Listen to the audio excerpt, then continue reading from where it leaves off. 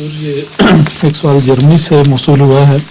وہ کہتے ہیں میں نے لوکلی لوگوں سے پوچھنے کی کوشش کی ہے, سمجھ نہیں آئی تو اس لیے میں بھجوا رہا ہوں.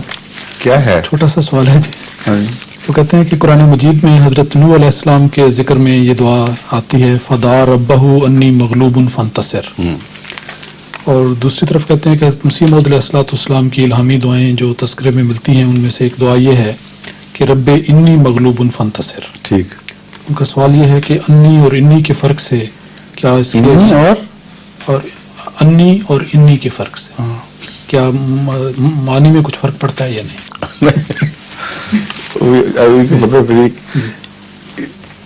حضرت نوح نے یہ دعا کی کہ اے خدا مجھ سے کر, اور حضرت مسیح موعود علیہ السلام کو الہام ہو رب انی مغلوب فانتصر. انی کا کہاں وہ پڑھے نا ساتھ, انی یہ رب انی یہ الہام ہے, یہ دعا ہے, یہ الہامی دعا ہے. ہاں الہامی دعا وہی. تو یہاں فکرہ پہلے کوئی نہیں ہے جوڑنے والا, یہ الہام اتنا ہے اے میرے رب میں مغلوب ہوں میری مدد فرما, نصرت فرما. اس سے پہلے کہ لگ ہی نہیں سکتا کہ اے خدا, کہ پہلے فکرے اور دوسرے فکرے کو جوڑنے کے لیے آتا ہے.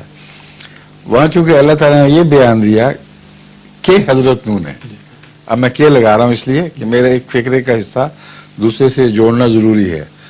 تو انی وہ جوڑ کا کلمہ ہے اور انی آغاز کا کلمہ ہے, بس اتنا فرق ہے.